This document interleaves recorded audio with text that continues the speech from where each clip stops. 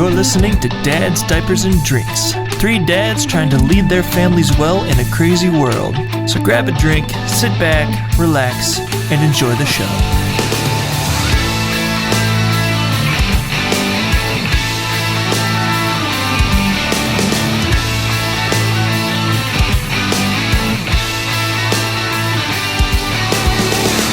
Hey everybody, welcome back to Dads, Diapers, and Drinks. I'm your host, Scott, and I'm here with my friend and brother and other brother.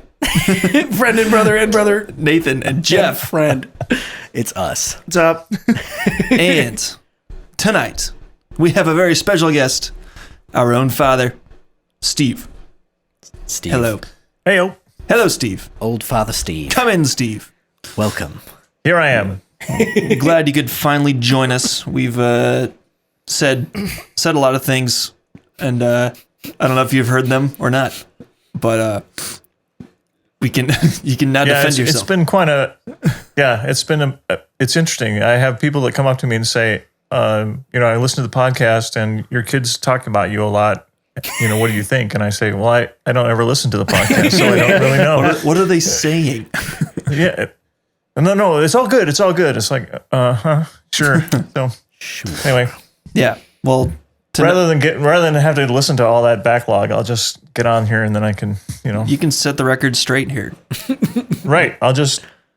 We do no editing. Blank slate. No spin. No nothing here. It's just all perfect. Raw. Perfect. Real conversations. For better and significantly worse. Yeah. Because sometimes there are awkward pauses, and we ride it out.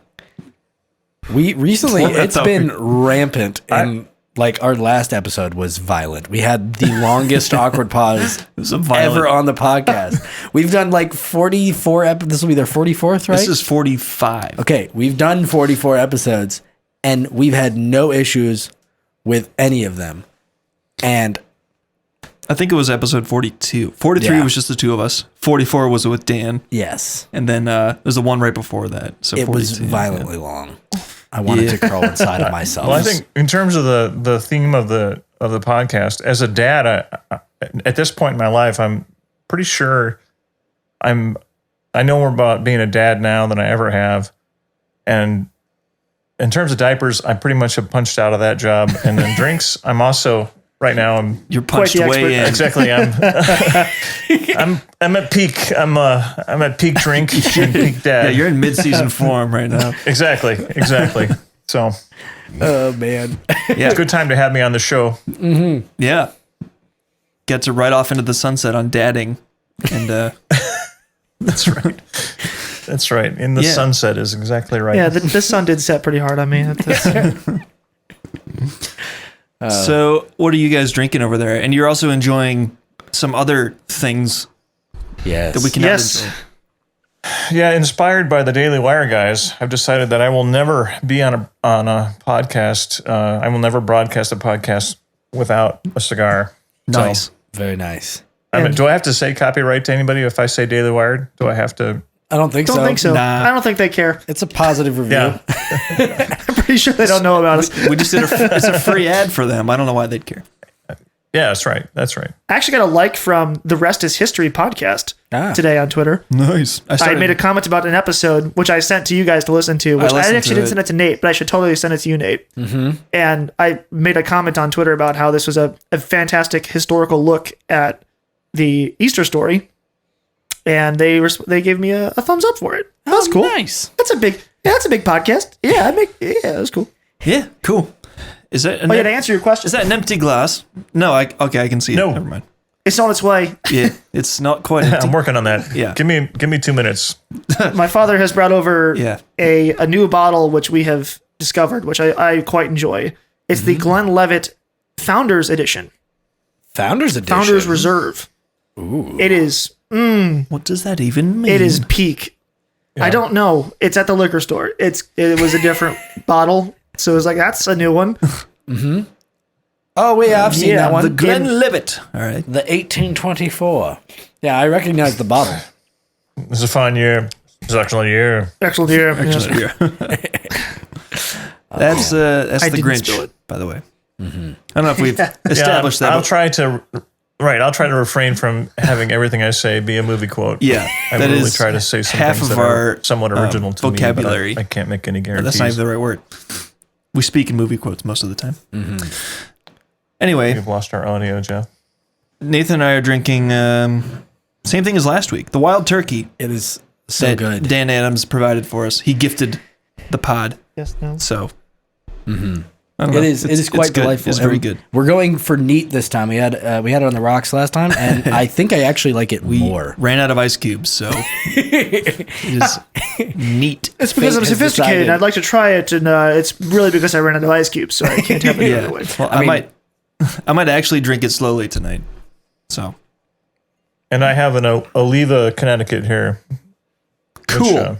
Which is a very nice, mild, easy to smoke cigar. Excellent.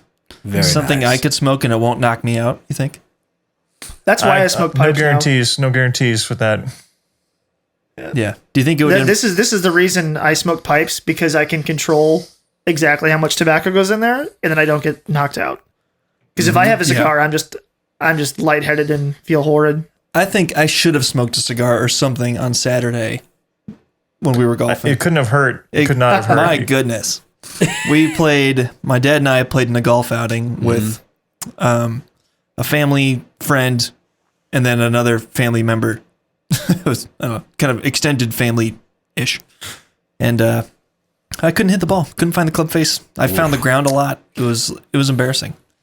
So overall, our score, given how badly it felt like we were all playing, was pretty decent. Shot 6 under and finished 9th is where I tallied us up. So Fantastic. not too bad. Especially for early season golf, though.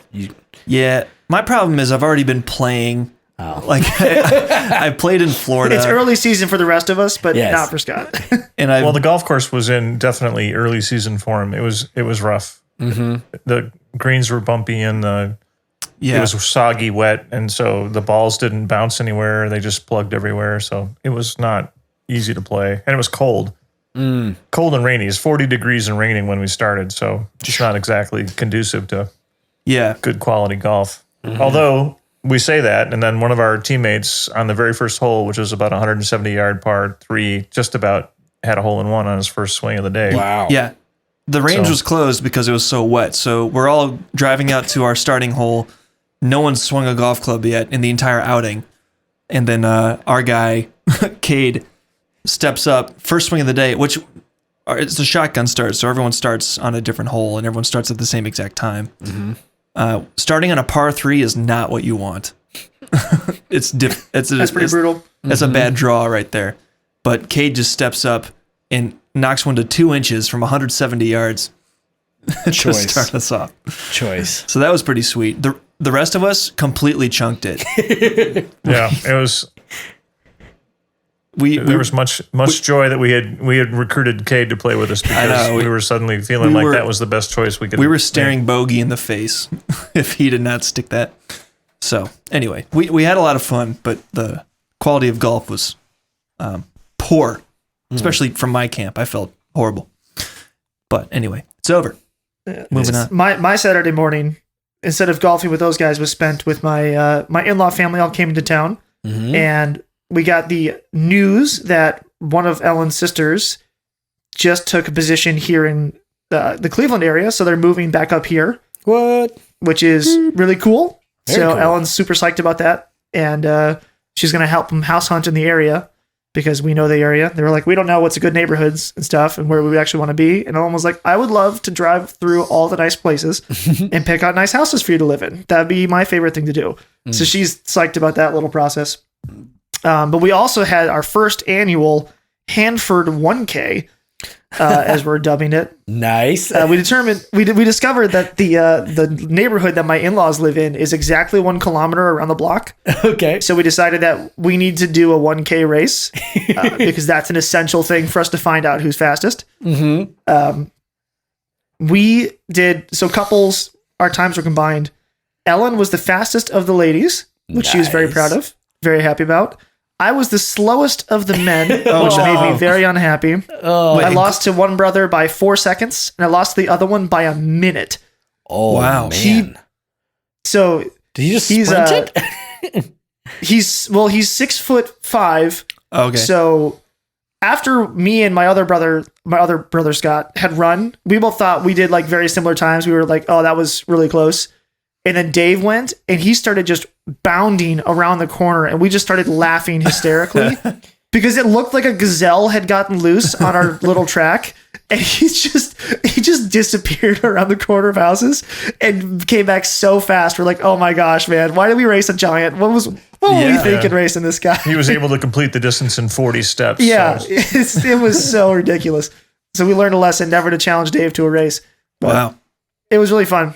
And now, because we didn't lose, loser had to buy dinner for everyone next time we're all in town. So, Well, there you go.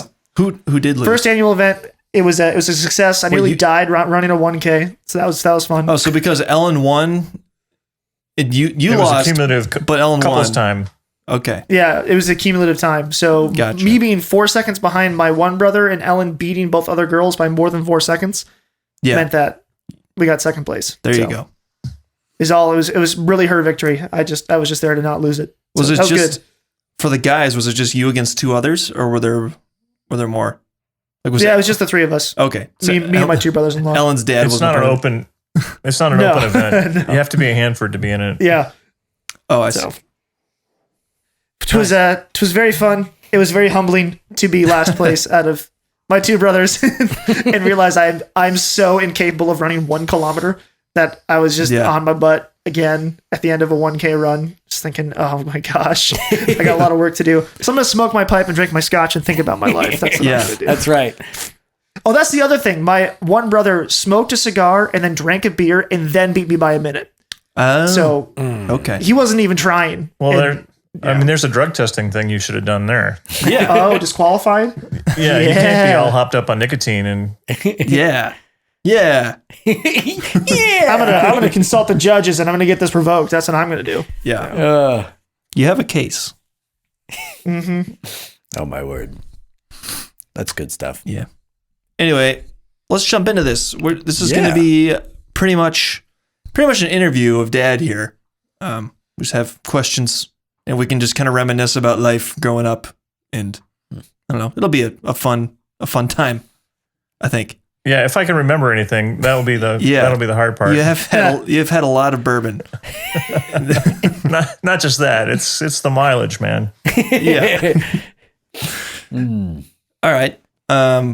Well, we can start off with any funny stories you remember of Jeff or me. I think one of my favorite things that happened when we were growing up is that I would drive in the car with all the family, and especially we lived in Minnesota, it'd be snowy and crappy out. Yep. And Oh, I know where this is going. my wife, bless her heart, was certain that we were going to die every second. Mm-hmm. And the car may slide a little bit, but I had it and whatever, gathered it up. And so Jeff finally said, "Mom, Dad's a race car driver." And so later on other trips, whenever Kristen would complain about me going too fast or whatever, I would just say, "Jeff, Mom, Dad's a race car driver. So that was the standard. Jeff, help me out here, buddy. Yeah, And I remember that. Oh, that's good stuff. so, That's funny. yeah, it's funny. But anyway, you guys are really a lot of fun, and it's weird how much of that all gets consolidated into just a good feeling and so little about how many stories I can remember. Mm-hmm. So Yeah.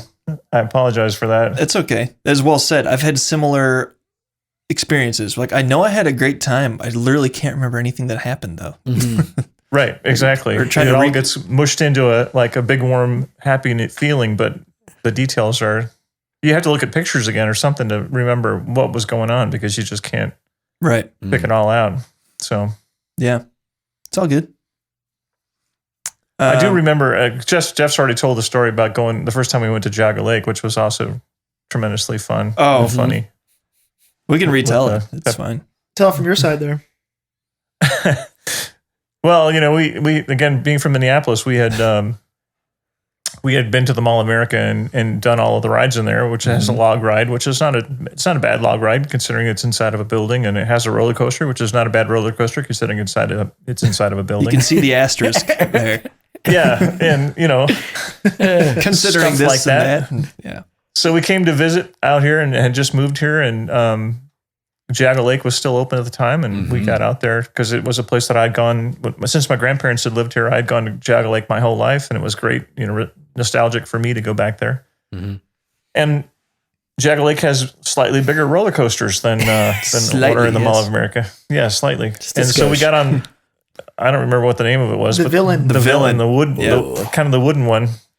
And because Dad says, "Oh, I remember this ride. It's a good ride." Yeah, and I'm like, what was I 10? And the only roller coasters I'd ever been on were at Mall of America. Just as a side note, he was tall enough to be on the ride. So if you're tall enough, I think you're also supposed to be mature enough, right?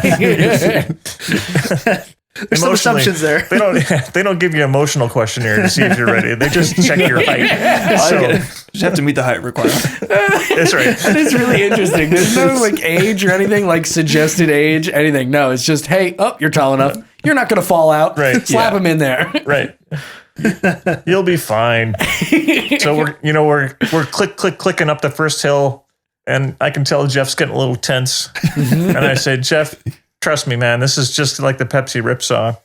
That's the name of the roller coaster in the Mall of America. Yeah, the roller coaster at the Mall of America. So we come down the other side, and it's going fast, and you can feel it lifting out of the tracks over all the humps, and you go around the corners, and it's just shaking you like crazy. And it was very intense. It's like being caught in a blender a little bit. I imagine. I don't really know. So at the end, Jeff's kind of looks at me and totally deadpan. Pepsi Ripsaw, huh? Okay. If I told you what it was going to be like, you wouldn't have done it. I'd never ridden a wooden roller coaster at that point.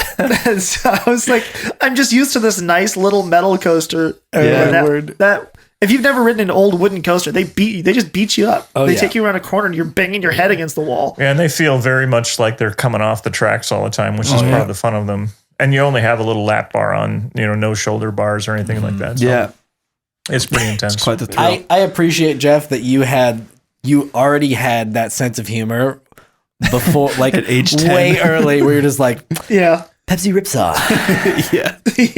Sure. That's one of those things that makes me so. That's one of those things that makes me so excited, though, because when I think back at stories like that, I go, "Oh yeah, it must be really fun as a dad to hear your son make a joke that you genuinely find to be funny." Yeah. Because right now Kelly does little things and you go like, "Oh, that's so silly," but she hasn't ever cracked an actual like, "Wow, that is a funny joke that you just made." Like that's gonna be. I don't know. Hearing that, it's like, I was a 10-year-old and I was cracking good one-liners. That's exciting. I can't wait for my kids to crack good one-liners. I have another story I just thought of. Also involves Jeff. I can't think of any for myself for some reason. There's a reason I am the way I am. It involves a BMW and our friend Danielle. Oh no! I can tell you this story. Oh no! So the kids had gone to an outdoor water park in Rockford, Illinois. Magic Waters, and spent the day there. Yeah, I think it's been renamed. But it was Magic Waters at the time. It was my job to pick them up after they were done. So I think the kids were, again, Scott was probably 10 and Jeff was 8 and Danielle was, 10 and a half or whatever. So they're about in that age. And I find them okay. They're all in the backseat of my BMW, which was pristine at the time, at the start of the trip. Foreshadowing. Yeah, foreshadowing. So we're going along. Kids are having, a good time, joking around in the back seat, and we're about halfway to where we want to get. And suddenly Jeff announces, "I have to go to the bathroom." And then I don't think the word bathroom was out of his mouth before he went to the bathroom. And so we're driving down the road, and I hear Danielle scream, and then Scott screams, and I'm wondering what just happened. And I look back, and I see this tidal wave of pee shooting across the back seat, and everybody's scrambling for a spot to sit. So I pull over, and there literally is pee everywhere in the back of the car. Oh my word. And everybody's a little shaken, obviously. So we got it back in. Fortunately, the seats pull out of the car. I was able to clean everything off, but man, oh man, it was a lot of pee for a little kid. But then, of course, that's kind of become, Jeff's, can never plan ahead very far. It's just, I have to go to the bathroom. Bam, here I am. Yes, you do have to go to the bathroom. That became a running punchline. Dad, I need to go to the bathroom. I'm going. I'm running. Change need to I am. Just forget need. Dad, I am going to the bathroom. Woof. Yeah. Well, anyway. Man, that's good that's stuff. fun stories. So going back to the racing topic, you mentioned that. What was it like? I don't know. I guess racing cars and with a family and being self-employed and all that stuff. Like, was it difficult to fund that hobby, or did you see it going further, or was it always going to be a hobby, or what? What you got? Yeah, it's funny. I grew up. My parents, my dad never drove, but we went to a lot of races when I was a kid. And the racetrack that was by the house where we lived was the track that I went to when I was a little kid. And so that was another thing that was just really nostalgic for me. And bless her heart, my wife just never really knew what she was in for, and she's being a good soul would always say, okay. So I found a car in a used car lot that was basically an RX-7 that had a lot of racy stuff on it, but it wasn't running, and I could get it for very cheap. I think I spent maybe $800 to get the car, and then it just became a process over the years of making the car better and better and better. And so I never spent very much money at any one time. Yeah. And racing itself is not tremendously expensive to do, but it gets more expensive the faster you want to go. Yeah. And at the end, I had done all of the kind of I'm doing it for fun, or I'm doing it so I have the experience of doing it. And it got to the point where I wanted to win. And wanting to win became crazy expensive. Yeah. And I chased that for a couple of years, and then I kind of gave it up. So I did have, I also had what would probably be close to a fatal accident. At the time that Dale Earnhardt died, I had an accident very similar to what he had. And I was racing in Wisconsin in the rain. I remember that vividly. Very big race. And it was a race that I had done well in. I had finished third one year and fourth another year in fields of 20 plus cars, which is, for my car, was pretty good. And for me driving, it was pretty good. And it had started to rain, which in road racing, you race in the rain. And Road America has a turn on the back called the kink, which is generally in the dry, you take it flat out. And it had just started to rain, and I had just passed somebody and gotten into third place. And so I was headed towards the kink for the first time in the rain. But I really didn't know how fast I could go through there. There are no pit crews either. You don't just get to go take a pit stop and change your tires. Like, you're still on the regular tires. So right, you're still on your slick tires. And so I went tiptoeing through the kink, and I was going a little too fast. And the back end of the car got out from underneath me, and I caught it. But I slid off. One tire got off the back of the track on the left side, and that caused me to spin. And I ended up heading towards the interior wall at about a 45-degree angle. And I thought to myself at the moment, well, at least I'm not going very fast.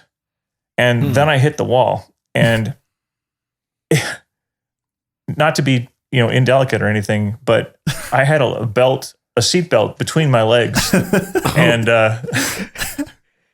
that got pretty cozy to have that there. So I hit the wall at a 45-degree angle, and I didn't know how to have a crash. So my head was up. You're supposed to tuck your head down. I didn't do that. I still held onto the steering wheel. You're not supposed to do that. I did everything wrong.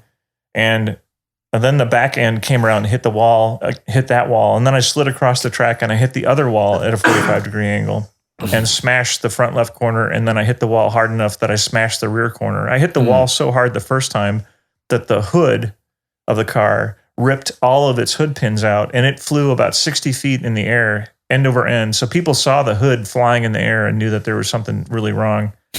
And so it's funny, after I hit the wall the first time, I'm trying to pull myself out of the seat because the seatbelt's got me by the fudgies so hard. I don't care what I hit now. I just got to get out of this thing. The seatbelt's just, it was cartoonish. So anyway, the car finally grinds itself to a halt. It's completely wrecked on all four corners, and it's a steaming, hissing pile of mess. And I had bent the steering wheel in my hands. I had twisted it, and with my left foot, which was on the dead pedal on a car with a clutch, in a racing car especially, there's a pedal that's left of the clutch. And when you're not using your left foot to shift, you put it on the dead pedal so that you don't ride the clutch or anything else. And it helps you gives you something to push off of. So my foot was on the dead pedal when I hit, and I hit the wall so hard that my leg came up and it hit the side of the clutch pedal, and it bent the clutch pedal all the way across the other two pedals. So it bent it up to a 90-degree angle.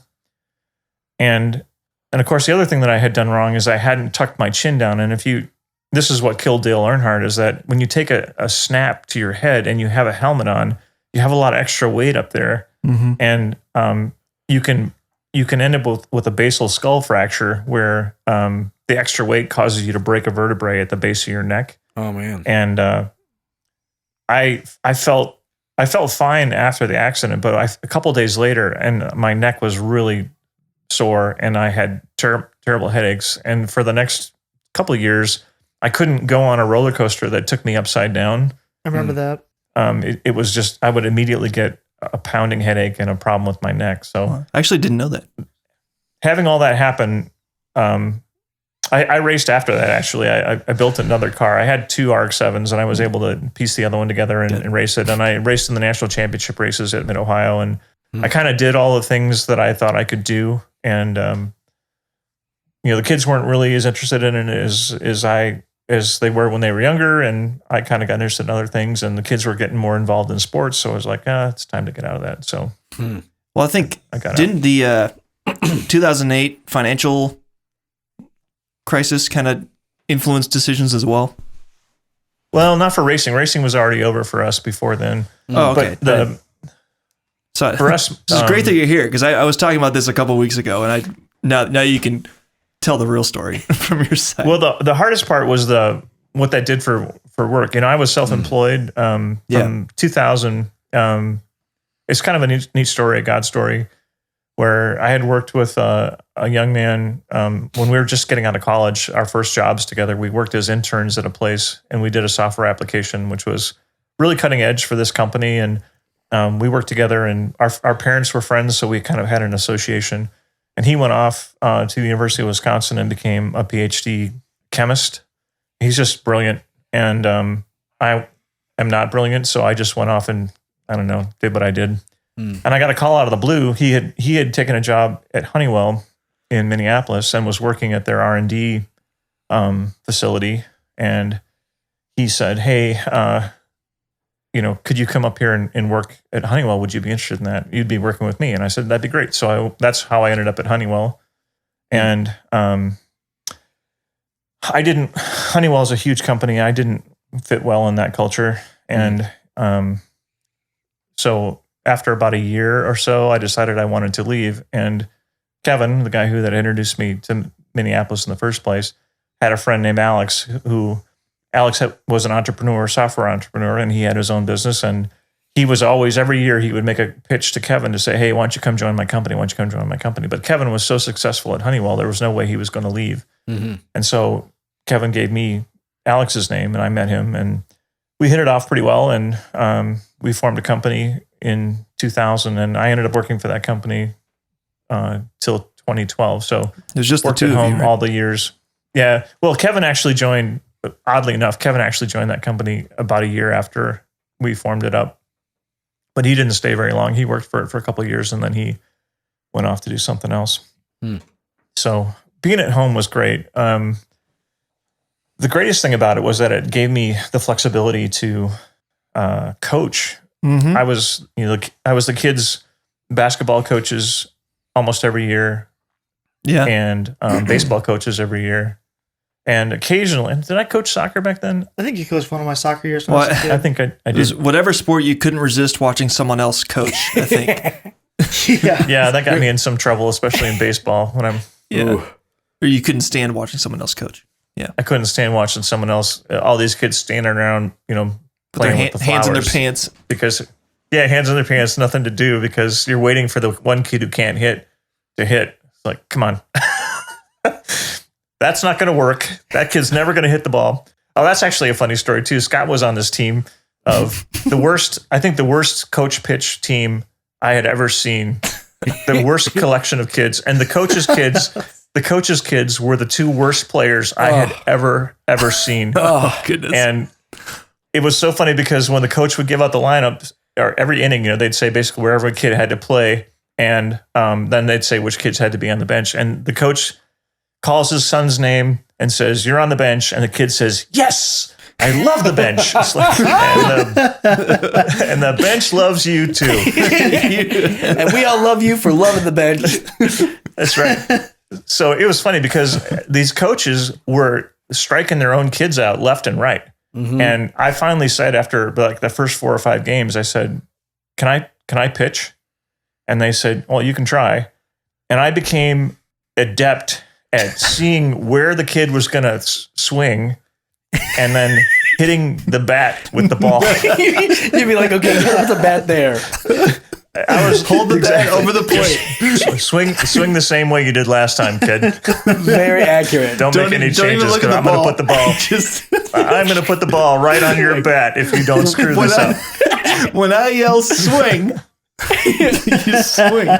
All right, Jimmy, don't screw this up for us. We got a good thing going here. Just do the same swing again. That's all we need you to do. Oh, So man. actually, the team got much better after I started pitching. You're an excellent addition to the team. And I think every kid on the team ended up with a hit in the year, and I thought that was a huge accomplishment for me as the pitcher. Can I hit the bat on these kids or not? Oh my That's word! funny. Was that the yellow team? It was the yellow team. Oh, I Yeah. remember the yellow team. Oh my gosh. You were called the yellow team? No, I forgot what the team name was. That's what it became in Our jersey history color for was us. yellow. Then I will say, if I can, I don't know if this tails into a better question or not, but both kids did some things athletically, especially in baseball, that were just eye-popping. And I'll tell Jeff's first. It was actually, he was here in Ohio playing, I think on his 12-year-old team or whatever The it was. travel team or the rec league? The travel team. Okay. He was playing third base, and the field is small. So if a kid hits the ball in the infield, you don't have a lot of time, even if he hits it hard, because first base is not very far away. And Jeff is playing third base, and a guy hits an overspinning hard ground ball down the baseline, and Jeff goes over to backhand it, and the ball takes a bad hop. So it's down by his ankle and takes a bad hop, and Jeff kind of jumped up and picked it still with his backhand, came down and fired a strike over to first base and got the guy out by 2 steps. Ooh. And all the dads looked at me, and I just looked at them like, I don't know what that was. I have no idea. I'm just as That'll shocked never as you happen were. again. That was the best play I think I've ever seen a kid make, and it was Jeff. I love that everyone's like, "What? Did you give him What steroids?" just happened? What? I was as surprised as everybody else was, but it was a thing of beauty. Oh, that's fantastic. And my second favorite thing, I was coaching Jeff's travel basketball team, and we were pretty good one year, and we were kind of on a loose break, and Jeff was kind of trailing the point guard. Point guard had a guy on him, and the the commissioner of the league was standing next to me while I was coaching. And so Jeff's coming down the court, and I said, Jeff, get yourself a three. And so Jeff peels over to the side, and the point guard sees him, flips him a pass, and Jeff drains the three-pointer. And the coach the commissioner looks at me and said, you must know your players. I was like, yeah, well, that one happens to be my son. So it's like, it was just perfect. I was like, yeah, Jeff, get yourself three. So he peels off, gets himself a three, and just buries it. It was just fantastic. That's a good feeling. Scott had a couple plays that were also in baseball when we were in Minneapolis that were just amazing. And one of them, he was playing third base as well. And a kid hit what would have been a foul ball and over Scott's head. And he ran full speed away from home plate. And he's looking back over his shoulder. And he laid out full. He laid out full and caught the ball coming over his shoulder. I dove with backwards. His arms fully outstretched when he dove. Oh, and I thought, I don't know. I couldn't do that. that's commitment. I couldn't do that. It was a totally professional play. Mm-hmm. And he was 10 or whatever at the time. It was just amazing. Yeah. And my other favorite play that Scott made, he was playing shortstop one time. And there's a kid on first base, and he was stealing. And so Scott was going to cover second base. So he started to break towards second base. And then the batter actually hit a ball back through the shortstop hole. And Scott stopped and dove back and got the ball, got the ground ball, and then got up, stepped on second base, and then threw the guy out at first. It's like, what? I'm sorry. Those people are all out now? Wait, it's a new inning? Oh, okay. It was just eye-popping to see that all happen in real time. So anyway, those were all good times. Yeah. All times enabled by you being self-employed and being able to coach us and be involved. Yep. So that was I certainly appreciate that at being the kid. I thought it was great being able to have you around as much as we did. You hear stories of dads being workaholics a lot. And it's just, I'm thankful that that's not an experience that I had. So it's something I'm aspiring to be. But what? Yeah, that's one of the reasons why I struggle with my current job situation, because as much as I'm not thrilled with the work that I'm doing anymore, because I've just been doing it for like 4.5 years, I work from home and I have a pretty lenient schedule where I can I can just put some hours in. Like tonight, I can put on a movie in my office and work an hour and then peace out an hour early the next day, and like no one cares.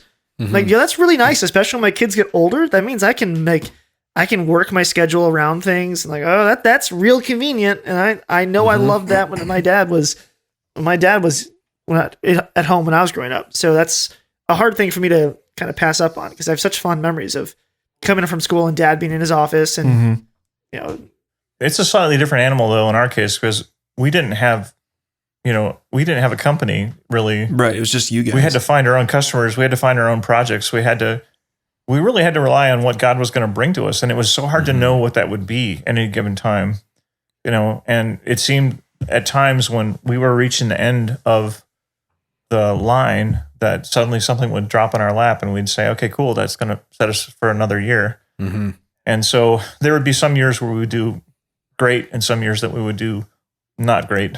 And it all averaged out, but it was very hard again on my wife, especially because, security is a critical thing.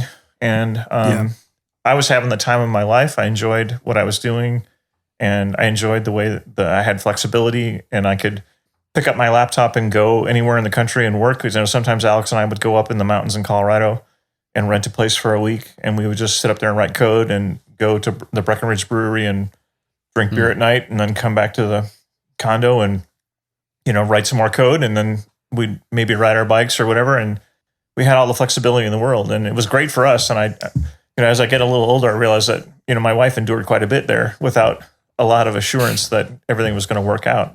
Yeah. And so. Yes. Jeff seems to be in the better situation there, because you're working for a company, but you have flexible hours. So like you have a steady paycheck, and you have health insurance, which I think I have all the things.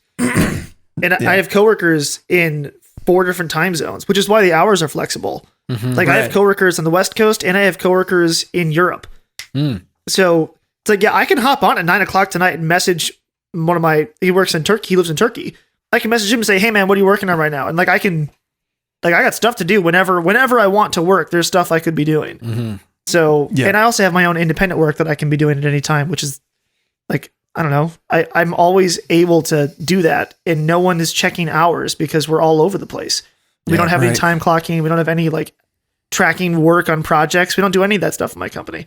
So it's like I can work whenever, as long as I'm there to respond to emails and messages during the day.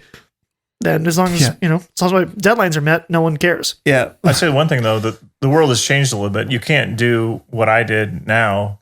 I mean, I was able to insure our family like on a $4,000 deductible family plan for $200 a month. That's unbelievable. Wow. What? That's crazy. Yeah.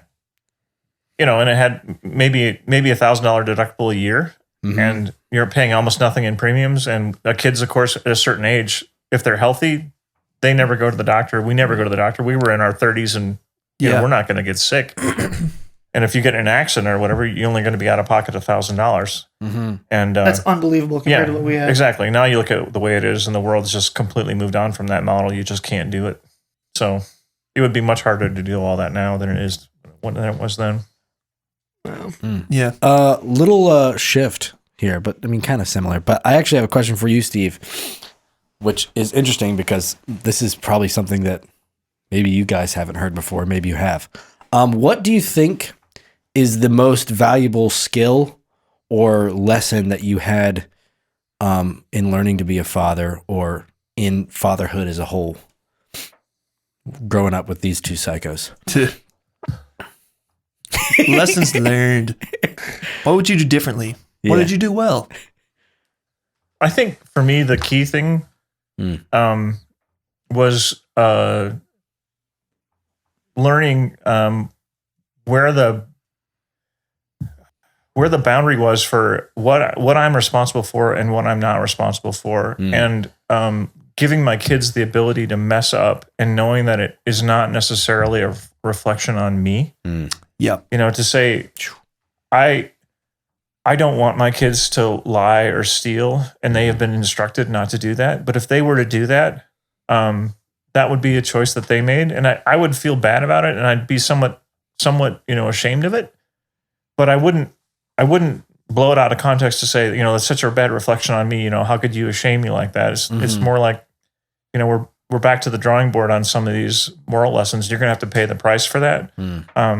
And once you start to separate yourself, you think about God and Adam, and Adam had so many things going in his favor, and still managed to make choices that were wrong, evil, bad, destructive. And it doesn't say that God God doesn't take it in a way that I would have taken it as a bad parent. He takes it well and says basically, okay, we have to make some changes now, because of what you've done. But I still love you, and I still, I'm still in your life, and we're still going to keep going forward. So unhooking your ego from your kid is, I think, one of the key things that happen. It was hard. My grandmother was, she would always say, I'd say something, she'd say, well, of course you're a Gatchans. And I would drop that line, especially on Scott, and he'd say, well, what does that even mean? And it's not that I'm using it's not so much a shame thing. It's like, it's more to say that there's a high calling to your name, and you need to grow into what that means. And as a Christian, of course, that's even more so to say, look, if you're going to call yourself by the name of Christ, then that's a high calling, and you need to live up to that calling as much as you can instead of just punting yourself over to sin. You need to make sure that you're taking up your cross daily, and you're doing your best to follow. And there are going to be times that you mess that all up. But God doesn't give up on you, and your parents shouldn't either in that way. So yeah, that's something I've started thinking about recently. Just with a kid misbehaving or being a nuisance at the dinner table or whatever, when we're around extended family, it's like, it's really easy to think everything your kid does is a direct reflection of your quality as a parent. Yeah. But that's not necessarily true. Like I know plenty of examples of two parents who are great people who I don't necessarily know their parenting styles, but their kids have just gone kind of wayward. Mm-hmm. They kind of gone their own way. And like, I have a really hard time believing that those two wonderful people who are their parents were so horrible as parents that they themselves pushed them this direction, you know? So I think the other thing that we got settled early and was hugely helpful. You know, a lot of people I think get into the parenting business with no idea of what they're getting in for or what they're supposed to do when they get there. They just think I'll just roll with the punches. Yeah. And that's how we started out as well. But we got some advice early on. We took a parenting course, and it was a biblical parenting thing. And what it really establishes is that when a kid is young, the most important job as a parent is to make your child, help them establish a worldview to which God and the gospel would not be foreign. Mm-hmm. So understanding that there is a creator, that there's a moral sense. The world is built around a moral sense. There's a moral lawgiver, and he has authority over his creation, and your parents have authority over you, and you have authority over your things, your property, and so all these little circles all work together, and helping a kid establish that kind of understanding to how the world actually works makes them more receptive to the gospel later. mm-hmm. And I think a lot of parents, Christian parents especially, want so much for their kids to say the prayer so that they can, feel like they're doing a good job. Yeah. Or And get to them me, baptized. it's much more, right. Bring them to confirmation, whatever. Right. To me, it's much more important that you spend the time establishing the big thoughts, because the big thoughts are the ones that will really guide a child when if they start to second guess what they really believed when they said their prayer when they were 5. It's the big concepts that will carry them through, and not the small ones. And then the second part, once you've established that when a kid is young, the next part is helping a kid establish who they are and how they can be a successful adult and a productive adult. And I think that's the part of parenting. That's really the last bit, right? I can't coerce my kid into becoming anything. All I can do is help shape and help guide and let the child crash into things as needed so that they learn the lessons they need to learn. So I think having a framework as a parent, understanding what my goals are at this point, and getting back to what you said, Scott, where a parent of a little kid who's acting like a little kid, and you say, oh man, I wish my kid didn't do that. Yeah, I understand that feeling, believe me. But at the same time, most kids in college don't act like that. So Most, there's a certain, there's a certain, right, I said most, there's a certain age that the course that we took had this distinction between childishness foolishness and childishness. And so children do childish things because they're inexperienced in the world and they don't know what they're doing. But foolishness becomes another thing, which is to say, I've given you instruction and you are choosing to ignore that instruction. And that gets back to the worldview. And foolishness has to be dealt with, because if you leave a child to their foolishness, they never outgrow that. They don't outgrow foolishness. They have to be trained out of foolishness. They will grow out of childishness, but they will not grow out of foolishness. And learning to understand what is the expectation for a child of this age, what is childish behavior and what is foolish behavior. And when I have extended myself to say, I do not want you to X, and you understand what I mean, and you choose to do it anyway, that is a different, that is Adam in the garden, right? Exactly. You understand what the rules are, and you are choosing not to follow the rules. That is a different thing then I took my pants off and I ran around the backyard. Yes. Yeah. Mm-hmm. I didn't do that, actually. I'm talking about kids. I'm pretty sure. Kids do that. Thank you for clarifying. Sometimes the childishness never leaves. There was that one time. No. Just kidding. Oh, my word. There was a time when Scott was a baby and we were watching the Cowboys actually were a good football team right when Scott was born. And I had my Dallas Cowboys shirt and stuff. I was watching a playoff game and he was on my lap and he got so sick. It was like The Exorcist. I mean, it was worse than The Exorcist. So he puked on me a little bit and I was like, okay, well, that's bad. And then he hit me like with a stream 2 inches wide, bouncing off my chest. Okay, all right, that's a lot. And then he must have done it 2 more times. I was just covered in puke. It was horrendous. It was so bad that we actually got a camera and took my picture. I just stood there deadpanned with Scott. I had puke all over me. And so what are you gonna do? That's it happens with little kids. Mm-hmm. There was another time when he had diarrhea really bad. I was taking care of him.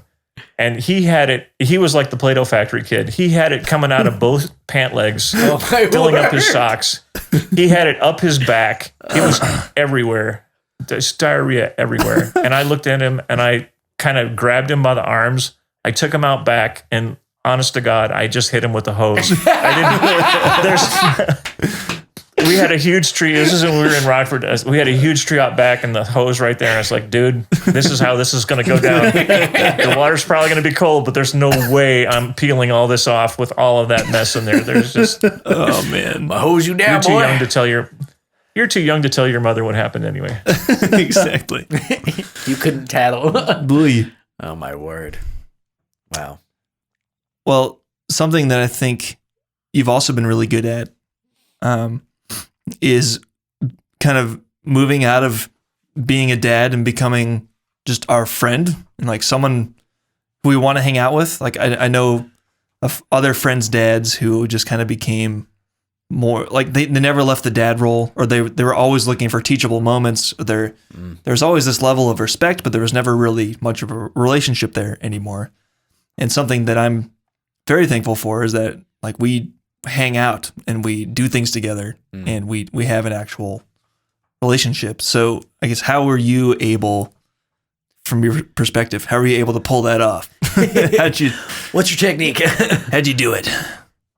Well, I mean, and I think partly that's an extension of what I was saying before with having established, once you've established the child in a framework of understanding, the child is growing in relationship with Christ, and you can see that they're sincere about it. They may have their, setbacks or whatever, but at the end of the day, there's really not much more you can do. Right. If the framework is firmly established, the 10th lesson or the 20th lesson or the 50th lesson, you can't necessarily take all those teachable moments, and your kid is going to understand that they messed up. They have consciences too. They're aware of what's going on. Mm-hmm. And what you want to try to do is become a resource, just like, another guy in my church would be, if he messed up, I want to be a resource for him. I want to call him into account and say, look, you messed that up. If you're not going to acknowledge that you messed that up, I'm going to say, hey, you messed that up. Mm-hmm. And give you an opportunity to flex your spiritual muscle in that situation. And I can't keep doing it for you. And it's funny, Jeff, in a way, because he sees the guardrails and says, yeah, I think I'm going to go across the field anyway. So he basically broke me of any thought that I had that I could actually that I could do anything anyway. It's like, we can have a conversation. Jeff, let's have a conversation. That's what I'm here for. Let's have a conversation about that. Okay, let's talk about that. Okay, we'll talk. And then off he goes. It's like, all right, well, at least we talked about it. So, you know what, I tried, okay? My conscience is clear. Yeah. Right. Exactly. I mean, but I think partly too, I really wanted to get to that point. I've always loved hanging around with you guys. I've always enjoyed your company. And once you've gotten over there's something I'm not going to ever be ashamed of you. You're not going to, I've kind of let all that go. I've let you kind of freely grow to be the person that you are or that you're becoming.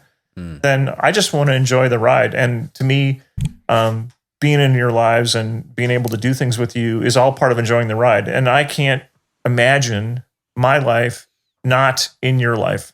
And we talk about every once in a while, would it be great if we had a place, somewhere warmer, where it's middle of April and snowing here today. Yeah, and it's like, man, I don't want to live here anymore. But at the same time, it's like, yeah, I don't want to live here, but I don't want to be away from you guys either, because you're my best friends, the people that I want to spend my time with. And the idea that we would, for the sake of being warmer, would just put 800 or 1,000 miles of distance between the two of us doesn't appeal to me. So right. Yeah.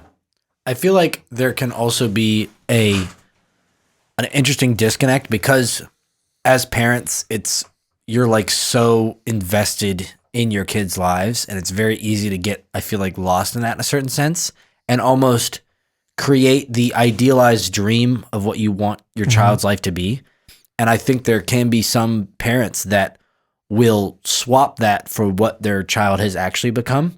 And because they're not that person, it's like they can't accept the person that their child has actually become, as opposed to what they wanted or what they thought their child was going to be. Yeah, I have to say, outcome oriented. Yeah. There was a struggle like that for us, and it was mostly when the kids got to middle school age and we started getting Xboxes. Sorry.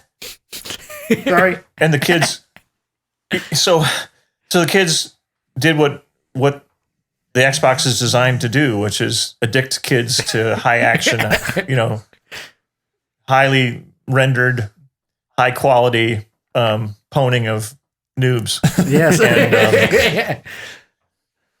And so on the one hand, it was really a struggle for me, because on the one hand, I said, this is a tremendous waste of time. It's greatly entertaining. I understand that, but it's a tremendous waste of time. And you're giving up a bunch of stuff that you can only do at this point in your life to play video games. But I also understood that if I were their age, I would be doing exactly what they're doing. I still think that those video games are fantastic and totally immersive, and I get it.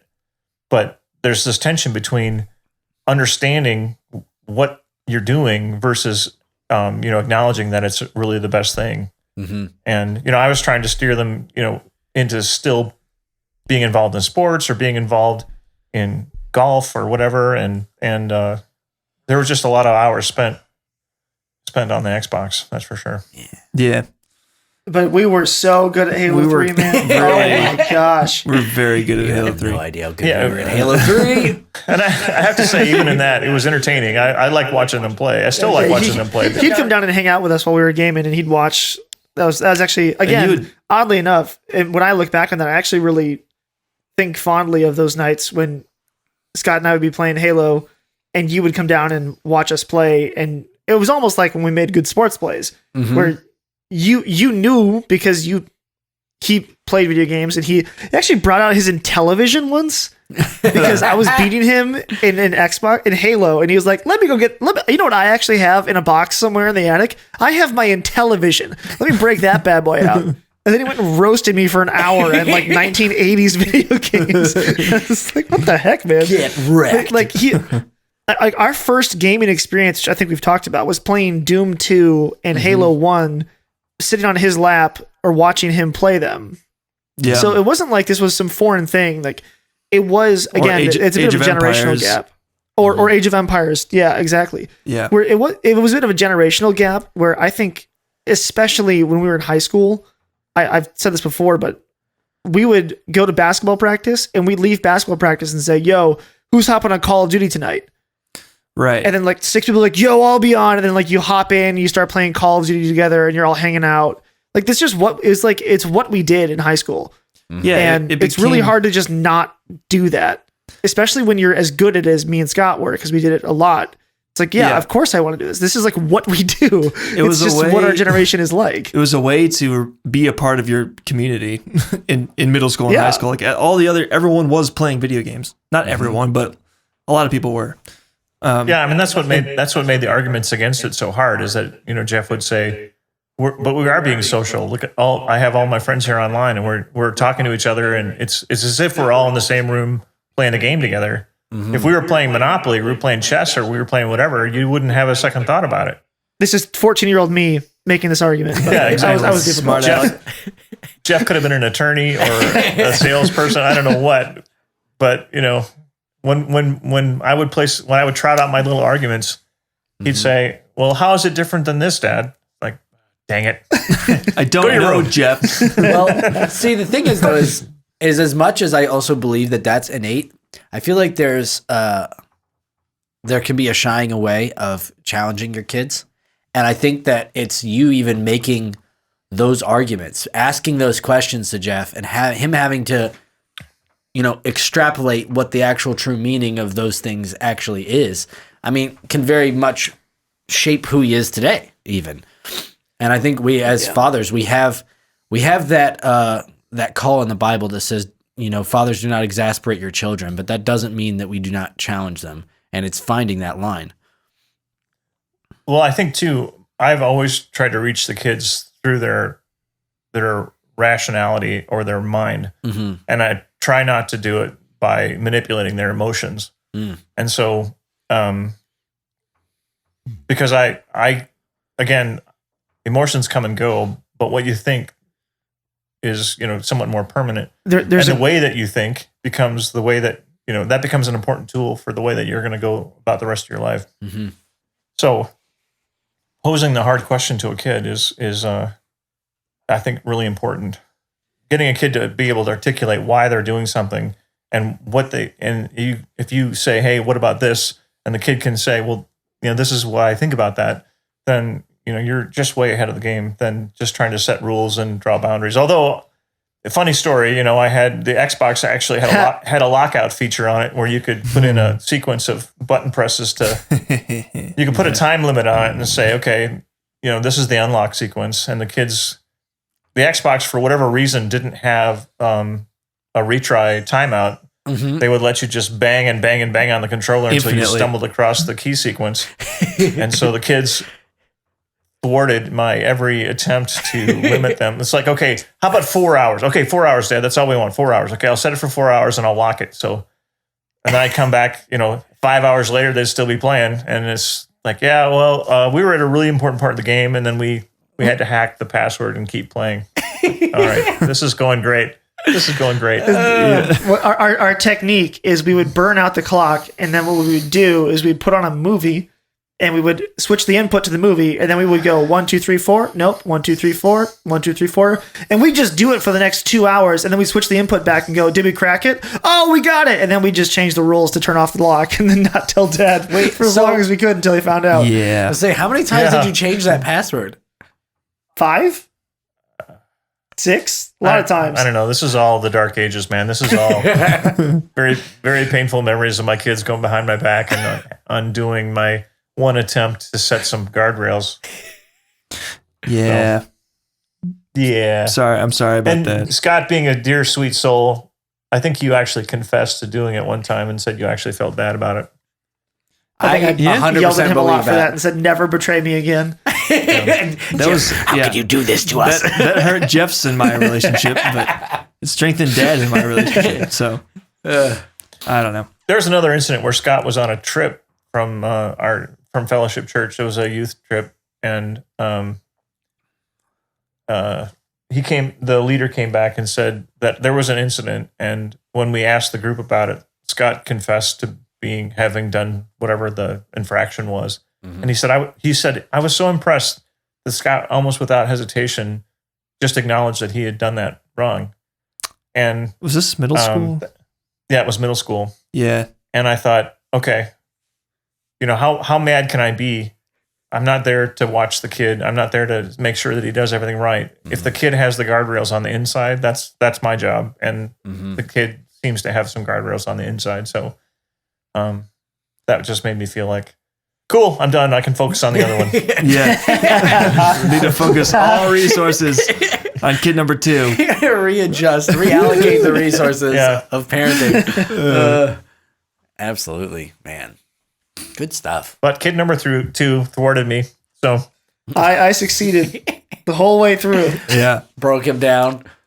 But you turned out all right. That's right. It was, By literally nothing It less was- than the grace of God, yes. Just enough. that's right. yeah. Absolutely. So I guess, what are you the most proud of, Dad? Not necessarily, well, I guess that is kind of about us. But, what are you most proud of in your parenting journey? Mm. It's funny. Jeff was seeking advice about, he was dating Ellen at the time and was kind of at a crossroads in his life, and he got some advice about trying to become the person that your wife to be or your spouse to be would want to be with. Yeah. And he really focused on who that would be for him. And I think what I'm now most proud of is the fact that my kids both have attracted and kept and are fully engaged in being good husbands and fathers to their families. And my belief, based on their personal track records, is that it's sincere. There may be some hiccups along the way, but my kids are all in on doing that job well. And there's no higher compliment to. I don't know how much credit I can even take for any of that. I assume that's, again, there's another father involved in the whole process, Right.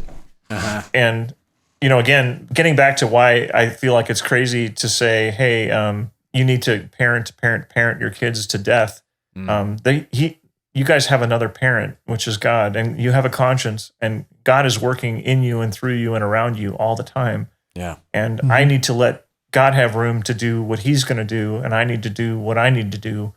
And there's this kind of trade between who's supposed to do what when, and trusting that God has you and wants you to do well and to reflect him well means that I don't have to do everything.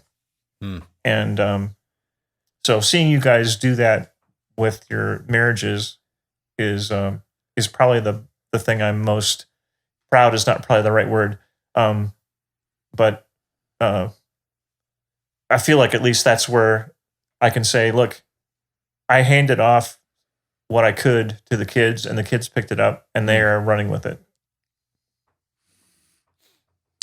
We're trying. We're trying. Yeah, exactly. And that's believe it or not, I mean, that's the game, right? That's it, We're yeah. trying. It's there's so many people that don't try, or when they reach a snag, they just say, you know what, I quit, I'm out. And my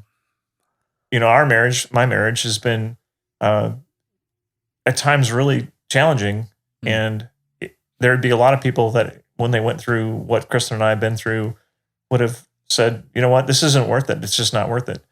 And I've always believed that the hard things have made it worth it, that those times that have been difficult have both changed my character and changed the nature of my relationship to my wife in a way that has, now we've been married for 31, 32 years. And, I look back at it now and I said that there's nobody, I couldn't imagine that our relationship could be, that it would ever be like it is now. And it's great. And it's only great because we endured so much to get there. And if we had bailed, we would not be the people that we are, and we would not have the marriage that we have. So, Yeah, well, I'm extremely thankful for that too, because obviously Jeff and I were witness to some of that. And what I am most proud of you as my dad, and our mom as our mom, of you guys, sticking it out and showing us what a fulfilling marriage can look like. So I don't know how this got instilled in me, but I'm in this pursuit of a fulfilling life, and marriage has always fit into that mold for some reason. Like I'd always knew. I had a friend from church ask me recently, because he's in a serious dating relationship and he's in his 30s, I think. But he asked me, "Did you always know you wanted to get married?" I was like, "Kind of, yeah. I don't know why. I don't know why that's always been kind of on my heart, but it has been." So it was just interesting to me to hear a 30-something ask me that question. It's like, you don't know yet? Or it's... yeah, I mean, it's one of those things that the Bible says it so simply, it's not good for a man to be alone. Right. And in one little phrase, it has such profound meaning and application that man and woman, if you look at the creation story, we're not actually two things. We're two halves of one thing. Mm-hmm. And marriage is what makes a human being. Essentially, it makes a whole person. That the two halves complement each other, and you become an entity. You become this one flesh entity, this new thing. Mm-hmm. And you can't be alone and be that. You Right. can be a lot of things, but you cannot be what you totally are supposed to be, short of a relationship with the opposite sex, because that is the role. That is the plan of creation, and you can live outside the plan, but you can't live the total way, I believe, that God intends, short of that relationship. Yeah. So, yeah, I'm happy to be happily married and to be starting a family, and I'm happy to have been afforded the privileges to be able to do those kinds of things through your hard work and your sacrifices, and Mom's hard work and her sacrifices, and everything you guys did to create the best life possible for Jeff and for me. I use the word privilege, but it's kind of a buzz. That word's been tainted these It's days. a buzzword these days. It's not because we're white. It's because you guys worked hard. I don't think our skin color has anything to do with it. It takes a lot of sacrifice to be able to set your kids up for a good life, and then it takes a lot of careful instruction to instill in them the right values, the right guardrails, as you said before. Which I don't even know. I don't know how much you actually did to get that going. But Yeah, it's funny. It's funny how from the child's side, it's not like I remember any specific action that he did yeah, in building these. And obviously, he joked that whatever he built, I was like, "That's interesting." Then I jumped immediately over it because that is just kind of my character. I don't know. That's a nature thing. It wasn't a nurture Right. thing. The nurture was there, but the nature was not. Well, do you guys remember the first time obedience stuff that we instilled? Dan was talking about that. Dan last Adams just episode. told a story about that last week. Yeah, I guess I should. I don't listen remember. to that. it's okay. I don't remember, but you saying that, now I'm remembering Dan did that for his kids. So Yeah. anyway, Yeah, so I mean, the idea there again is that once you've given an instruction, you shouldn't have to tell a child more than once. If they hear you, then they know what it is you expect of them. And the idea of parenting, good parenting, again, not to exasperate your children by demanding a million things from them, but when you do demand something from them, they need to obey the first time. And if they choose not to, then that's, again, in the foolishness camp. And that's a habit that has to be broken. And so, again, that balance point between when is it important enough for me to give you a direct instruction that I insist that you follow right now. And I tried to be very wise about when I wanted you to be obedient. I wasn't trying to boss you around, and I wasn't trying to get you to do my chores for me or anything. But at the same time, in life, it's important that when you get an instruction and you understand what you're supposed to do, you just do it without rebelling in your heart, because that feeling that I'm going to rebel, I'm going to do it my own way, is exactly, that's the seed of the fall.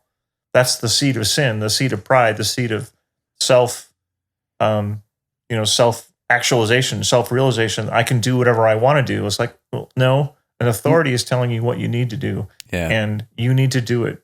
It only take you a minute. Just do it, and then you can do whatever you want. So that's really the primary guardrail building into a child. I thought that your mom and I both worked at. It's really hard, especially with kids of a certain age. You have to be wise about when it is that a child really does understand you, when they have the temperament to be able to calm down enough to listen and do what you're telling them to do. Yeah. Because a lot of what little kids have is energy and childishness. They just aren't ready to focus. But you have to be a wise parent to know when that point is that they've crossed over and they could do what you want them to do if they really wanted to. Mm-hmm.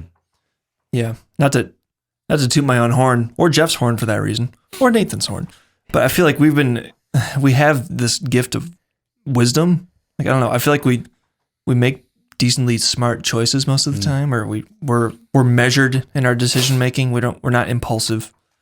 So I don't know. We might be able to attribute that to the obedience first time, or just make sure we understand what it is we're doing. Make sure we understand the consequences of our actions before we do them. If I disobey my dad right now, he's going to come spank me. So I know obviously you and mom are spankers. So I guess I'm thankful for that. I think it turned me into a decent person. Taught me wisdom or something. I mean, I saw this meme that was really funny that says, because I was spanked, I suffer from what is called as respect of others. And I just, I mean, like, that it's a meme, so it's definitely still a joke, but I think there's a nugget of truth in that joke, because I think there is a matter of self-respect, of understanding discipline and understanding instant obedience and the respect of authority as a whole. And that goes beyond, kind of exactly what Steve was saying originally, that authority isn't something that is just you. There is above you and below you. And the people that are above you, there's someone above them. And at the very top, there is fundamentally one who is above all of us. Yeah. And so it's like that, having an understanding of that at a very young age, I think can exactly what he was talking about. It sets up the structure for your whole life. And it's actually one of the things that I feel like is kind of deteriorating in our culture. In my experience with talking to younger people, is I feel like when we were kids, I gave instant respect and authority to anybody older than me. Mm-hmm. If you were a college student and I was a high schooler on a trip, I gave you like, oh yeah, absolutely, your word is law in this band. Like if you say, hey, we're not doing that, we're not doing it then. Yeah. That wasn't an issue for me. And I feel like with the next generation now, I think it's probably a product of social media, obviously. But they don't view adults the same way. Yeah. They have their own culture, their own cliques, they operate their own way, and they view everyone outside of their age group as like, well, you don't understand us. You are so, you don't even know, you can't even speak the language we speak. Yeah. And I don't recognize you as having authority over this. And just a bit of an aside, but I feel like that is a very big generational shift. Is they talk about this in gaming. Whenever you bring players from other countries to America, they always look around going, I don't understand. Why don't you just listen to the coach when the coach says things? I'm like, well, because we're 19-year-old Americans. We don't listen to people. And the Koreans are like, a Korean or Chinese person's like, what do you mean? They're older than you. Like you just listen to these people. Yeah. It's like, nah, not here. Nah, we just disagree about everything now. And everyone's own opinion is totally valid. And your authentic you is really you, and your parents don't get it. You're living your truth. No one else can understand. You're triggering me, Scott. Yeah, I'm sorry. There was an incident when we lived in Minneapolis that we had two girls that lived next door to us, and one of them was a notorious tattletale. And she would go and tell her parents, if our kids did anything that she didn't like or whatever, she would tell on our boys. And one time, Scott had this blue, I don't know, it's like a baseball bat, but it was like for little kids. It was soft and kind of rubbery. It wasn't a big deal. And I was working at home, of course, and I got a knock at the door, and there's the man who lives next door and his daughter. and he says, "Hey, my daughter just said your son hit her with a baseball bat." So that sounds really bad. Yeah. So I go out in the garage and I kind of say to Scott, "Hey, did you hit, what's her name? Do you remember what her name was?" I remember one of the names, don't remember the other one. Okay. It doesn't matter. Do you remember hitting, Scott, you can't hit this girl with a baseball bat.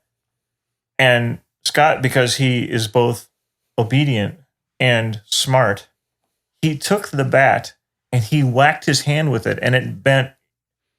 He didn't say anything, but he's telling me, "Dad, it was not a big deal. This bat, you couldn't hurt anybody at all." Yeah. And I put my hand on his shoulder to let him know, "I hear what you're saying, Scott, but there's a man here who feels like his daughter was beaten to death with a baseball bat. And I'm gonna correct you, but I am acknowledging this is all crap." All bull crap. Exactly. So hang on, buddy, because I'm gonna sound like we're gonna ride this one out. I'm gonna sound like a stern parent for a second, and as soon as this guy leaves, I'm gonna shake my head and say, "Just stay away from those girls because they're just nothing but trouble." And that's exactly what happened. Scott said, without saying a word, he's like, "Dad, this was not a big deal," and it was just fantastic. I think he was probably 8 at the time. Yeah, I can see the Scott attitude right there because he even does stuff like that now. You'll say something and he'll just be like, and you're like, right, yeah, okay.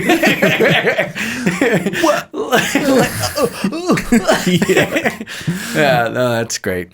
I do that a lot. It happened at work today too. Yeah. Email chain, lots of stupid stuff.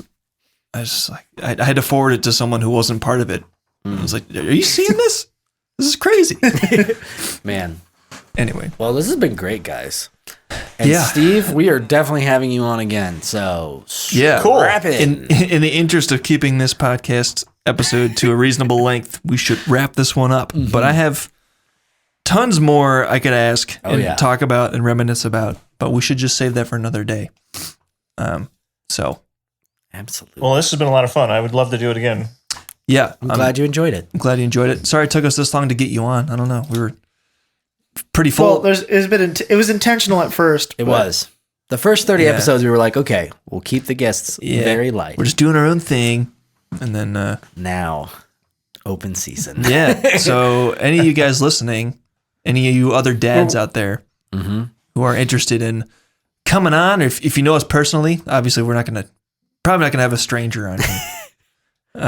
Feel free to let us know. Met this guy at Heinen's. He wants to come on the show. Yeah, he says he's got a couple kids. Want to hear his perspective. Oh, yeah. So, yeah, follow us on the social medias.